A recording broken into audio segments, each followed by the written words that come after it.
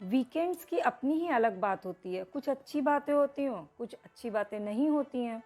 जैसे वीकेंड में बच्चे स्कूल नहीं जाते हैं, इसमें अच्छी चीज़ है कि सुबह-सुबह मुझे ऐसा मौका मिल जाता है कि रचित मेरी सेवा कर देता है। सुबह उठते ही वो खुद ही सबसे पहले पैर दबाता है ये बोल कर के कि मम्मा रोज़ तुम मेरे लिए सुबह जल्दी उठती हो, आज मैं घर पे हूँ तो मैं तुम्हारा पैर दबाऊँगा क्योंकि तुम थक जाती हो, तुम कभी रेस्ट नहीं करती हो, तुम लगातार काम करती रहती हो। ये सारी चीज़ें उसको लगती हैं और वो इसका सेल्फ थॉट होता है, मैं उसे किसी तरह का प्रेशर नहीं देती।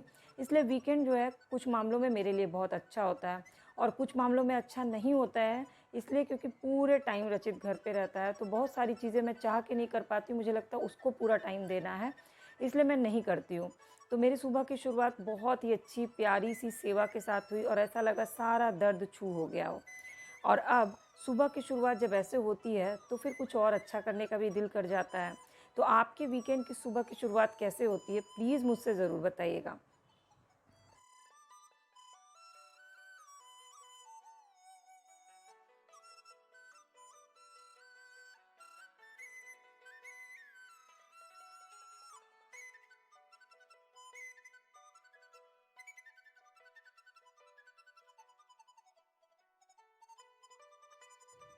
वीकेंड में नाश्ता भी कुछ अलग बनाती हूँ, तो मैंने मसूर की छिलके वाली दाल भिगा दी थी रात में ही, इसका चिल्ला बनाने के लिए, लेकिन इसमें कुछ और चीज़ें भी मिलाती हूँ। मसूर की छिलके वाली दाल ना फाइबर बहुत होता है और बहुत फ़ायदेमंद होता है। नॉर्मली हम लोग इसको दाल की तरह ही खाते हैं। तो इसमें मैंने मिलाया 2 चम्मच बेसन और 2 चम्मच चावल का आटा, इससे चिल्ला बहुत कुरकुरा बनता है और बेसन का फ्लेवर दाल के साथ बहुत अच्छा लगता है। फिर कॉमन चीज़ें वही हल्दी, मिर्चा, नमक, खड़ा जीरा, पानी डाल करके बढ़िया सा पेस्ट तैयार कर लिया। अब पेस्ट तैयार करने के बाद आजकल वैसे तो धनिया पत्ती बहुत महंगी है, बट बिना धनिया के चिल्ला में मज़ा नहीं आता है। तो मैंने थोड़ी सी धनिया पत्ती भी इसमें काट दी और नमक टेस्ट के अकॉर्डिंग डाल दिया इसमें।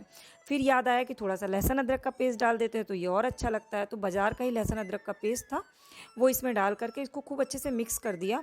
थोड़ा सा पानी और ऐड कर लिया क्योंकि चिल्ला का बैटर जब थोड़ा पतला होता है ना तो और अच्छा बनता है और बहुत ईज़िली बन जाता है।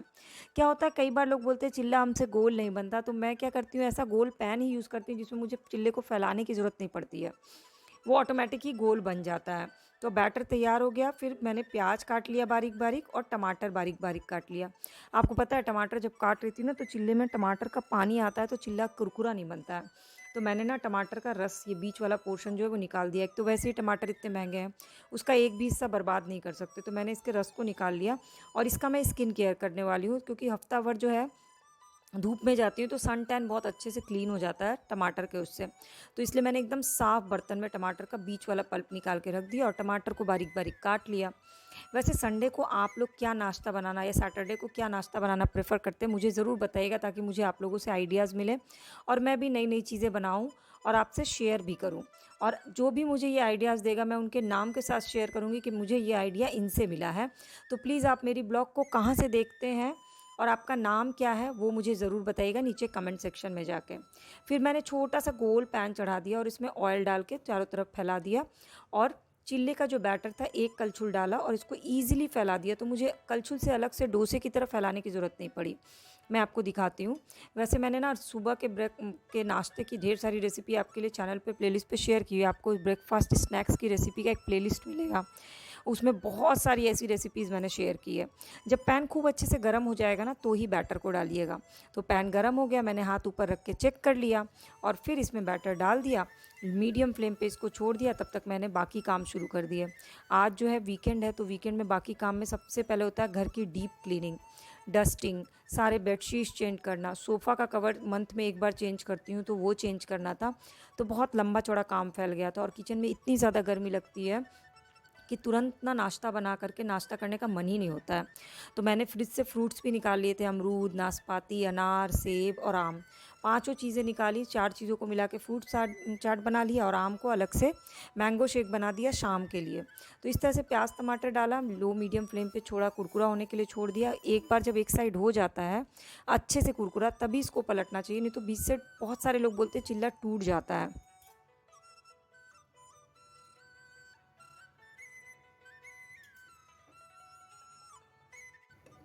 एक साइड ये कुरकुरा हो गया और इसने खुद ही पैन से एकदम अलग हो जाता है चिल्ला, तो फिर इसको ईज़िली आप पलट सकते हैं बिना ऑयल डाले। इसके बाद हम नीचे चले गए, गाना गा के चले गए। नहीं। नीचे मेरी बुआ रहती हैं, उनका आज बर्थडे 65th बर्थडे, तो हम लोग गए थे उनको विश करने। फूल तो ज़्यादा थे नहीं हमारे पास, तो एक एक फूल लेकर के गए थे मैं और रचित। शाम को बुआ के यहाँ ही खाना है हमारा। तो फिर मैं डीप क्लीनिंग के लिए चढ़ गई। सारे पहले सोफ़े के कवर हटा दिए, सोफ़े की डस्टिंग की। उसके बाद जितने भी वॉल हैंगिंग्स लगे हुए हैं ना, सब पे बहुत ही छोटे छोटे से डस्ट पार्टिकल्स जमा हो जाते हैं। अगर संडे संडे डीपली क्लीनिंग ना करो ना, तो और ज़्यादा दिखने लगते हैं। तो मैंने सारे को डीप क्लीनिंग किया और कुछ चेंजेस भी किए। मुझे ना छोटे छोटे चेंजेस पसंद आते हैं। एक ही तरह से देखते देखते ना बोरियत होने लगती है। तो मेरी आदत है कभी कुछ सामान इधर कभी कुछ इधर कर देने की, तो उसी में अच्छा लगता है। और ये तो मम्मी का घर है, तो मम्मी के अकॉर्डिंग ही करती हूँ, ताकि मम्मी को भी कोई वो ना हो। मम्मी पापा अभी हैं नहीं, तो मेरी ज़िम्मेदारी है कि मम्मी पापा के घर को वेल मेंटेन रखूँ, और ये मुझे पसंद भी है। तो मैंने बहुत अच्छे से आज घर की सफाई की है, पूरे घर की सफाई की। मैं आपको दिखाऊंगी, ये पूरी सफाई हो जाएगी तो। और आधा काम आज किया है, आधा कल करूँगी। क्या करती थी मैं ना, पहले सिर्फ संडे को करती थी, तो तब मुझे रियलाइज़ हुआ कि संडे को मैं ना वर्क का ओवरलोड ले लेती हूँ, क्योंकि खाना नाश्ता बनाना ही होता है, फैमिली भी घर पे रहती है। पूरे टाइम काम करते रहो, 3 साढ़े 3 बज जाता है, तो फिर मेंटल स्टेटस ही नहीं रहता ना, शरीर की इच्छा रहती है कि कहीं बाहर घूमने जाओ। तो मैंने 2 दिन में काम को बांटना शुरू कर दिया।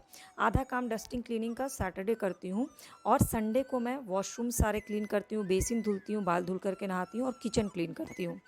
तो इस तरह से मैंने 2 पार्ट में बाँटा है। मेरे ख्याल से सारी लेडीज़ को ये करना चाहिए, क्योंकि फिर संडे आप फैमिली को टाइम नहीं दे पाते, शरीर भी थक जाता है, तो कहीं घूमने भी नहीं जा पाते हैं।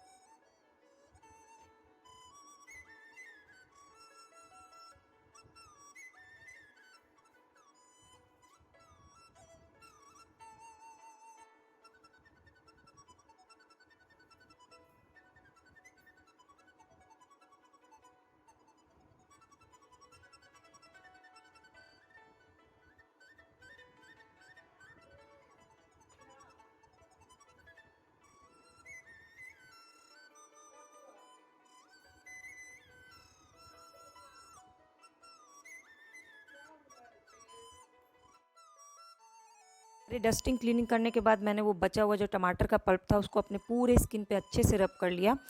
टमाटर जो होता है ना, वो थोड़ा सा एसिटिक होता है और विटामिन सी भी होता है, दोनों ही हमारी स्किन की ज़रूरत होती है। एसिटिक होने से क्या होता है कि हमारी स्किन में जो सन टैन हो जाता है वो क्लीन हो जाता है, डार्क सर्किल ख़त्म हो जाते हैं। और विटामिन सी जो है वो स्किन की ग्लो को बढ़ाता है और एंटी एजिंग होता है। तो सबसे मतलब अब तो ये भी नहीं कर सकते कि इतने सस्ते में मैंने उपाय कर लिया अपनी स्किन का, क्योंकि टमाटर तो इतना महंगा है कि सस्ते में तो उपाय किया नहीं। यहाँ लोगों को टमाटर खाने को नहीं मिल रहा है, और मैं टमाटर अपने चेहरे पे लगा रही हूँ। बट क्या करूँ, फेंकने से अच्छा था कि उसको यूज़ कर लूँ। इसके बाद फिर खाना वाना खा करके मैं बैठ गई टाइम पे ट्यूशन पढ़ाने के लिए। वो मैं नहीं छोड़ सकती, वीकेंड है तो क्या हुआ, संडे भले छोड़ देती हूँ, सैटरडे तक तो पूरा ट्यूशन पढ़ाती हूँ। वो भी जब जब रचित के एग्ज़ाम चल रहा है, और वही अगला पेपर उसका हिंदी का पेपर है। बाय डिफ़ॉल्ट आज के बच्चों की हिंदी थोड़ी सी कमज़ोर होती है, खासकर मात्रा में उनको बहुत सारा कन्फ्यूज़न होता है। तो मैं डिक्टेशन देती हूँ रचित को, डिक्टेशन दे करके उसको नंबर्स देती हूँ कि कितने डिक्टेशन।